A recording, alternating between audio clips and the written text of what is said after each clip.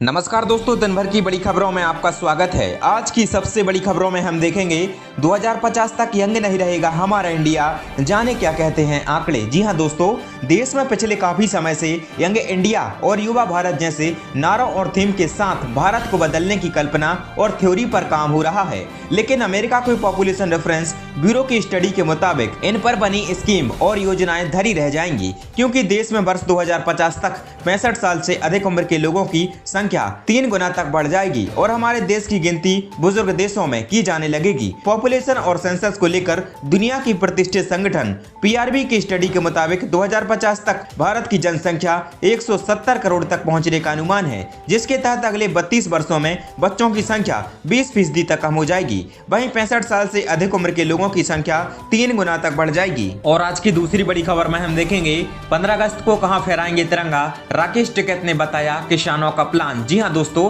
केंद्र सरकार के 3 कृषि कानूनों के खिलाफ किसानों का आंदोलन लगातार जारी है। सरकार और किसानों के बीच बातचीत लंबे समय से हुई नहीं है और फिलहाल इसकी संभावना भी नहीं दिख रही है। मानसून सत्र के बीच किसानों का प्रदर्शन एक बार फिर तेज हो गया है। वहीं अब 15 अगस्त को लेकर भी तैयारियां शुरू हैं। भारतीय किसान यूनियन के राष्ट्रीय प्रवक्ता राकेश टिकैत ने कहा कि कुछ भी हो जाए 15 अगस्त को झंडा तो दिल्ली में ही फहराएंगे। राकेश टिकैत ने एक न्यूज चैनल से बात करते हुए कहा कि हमें दिल्ली में कोई चौराहा दे दिया जाए, हम उस जगह पर ही तिरंगा फहरा लेंगे। राकेश टिकैत ने कहा कि चाहे कुछ भी हो जाए तिरंगा तो दिल्ली में ही फहराएंगे। टिकैत ने कहा कि भले ही इसके लिए हवाई मार्ग का सहारा लेना पड़े। हवाई मार्ग से क्या मतलब है? इसके जवाब में टिकैत ने कहा कि ड्रोन से ले जाएंगे तिरंगा, दिल्ली की जमीन पर किसान का झंडा फहरेगा, चाहे हवाई मार्ग से जाए। जब तक तीनों कृषि कानून वापस नहीं होते तब तक किसान आंदोलन वापस नहीं होगा। और आज की तीसरी बड़ी खबर में हम देखेंगे चुनाव आयोग ने 5 राज्यों के मुख्य निर्वाचन अधिकारियों संघ की बैठक, तैयारियों पर चर्चा। जी हां दोस्तों, चुनाव आयोग ने 5 राज्यों में अगले साल होने वाले विधानसभा चुनाव की तैयारियां शुरू कर दी हैं। बुधवार को इन राज्यों के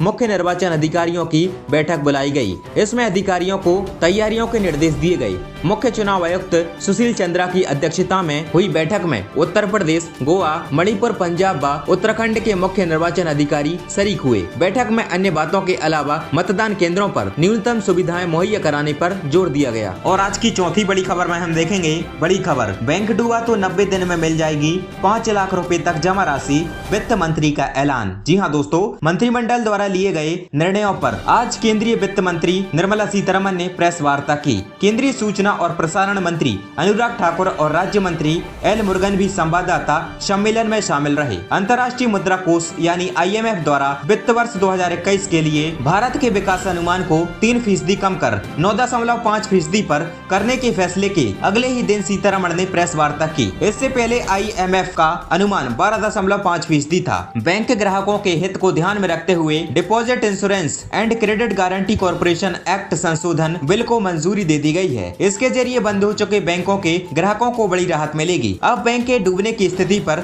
जमाकर्ताओं को 90 दिनों के भीतर ही 5 लाख रुपए मिल जाएंगे। पहले 45 दिनों में संकट में फंसे बैंक अपने सभी खातों को जमा करेंगे। जहां क्लेम करने होंगे इन्हें प्रस्तावित DICGC को दिया जाएगा। हाल ही में yes bank, Lakshmi Vilas bank सहित कई बैंक दिवालिया हो गए थे। ऐसे में यह खबर जमाकर्ताओं के लिए राहत भरी है। यदि बैंक का लाइसेंस रद्द होता है तो बैंक ग्राहकों को 5 लाख रुपए तक का डिपॉजिट इंश्योरेंस मिलता है। और आज की आखिरी बड़ी खबर में हम देखेंगे न्यू IT रूल्स की अनदेखी पर हाई कोर्ट खफा, ट्विटर को दिया आखिरी मौका। जी हां दोस्तों, दिल्ली हाई कोर्ट ने ट्विटर के एक टेम्परेरी वर्कर को मुख्य अनुपालन अधिकारी यानी CCO नियुक्त करने पर नाराजगी जताई है। कोर्ट ने कहा माइक्रो ब्लॉगिंग साइट के नए IT नियमों का पालन नहीं किया। अदालत ने ट्विटर को 1 हफ्ते में हलफनामा दायर करने का आदेश दिया है। जस्टिस रेखा पल्ली ने कहा कि नियमों के अनुसार ट्विटर को CCO के तौर पर प्रबंधन के अहम व्यक्ति या एक वरिष्ठ कर्मचारी को नियुक्त करना चाहिए, जबकि ट्विटर ने अपने हलफनामे में कहा कि उसने थर्ड पार्टी के ठेकेदार के जरिए एक टेम्परेरी कर्मचारी नियुक्त किया है। अदालत ने कहा CCO ने अपने हलफनामे में स्पष्ट कहा है कि वह एक कर्मचारी नहीं है। यह अपने आप में नियम के खिलाफ है। नियम को लेकर कुछ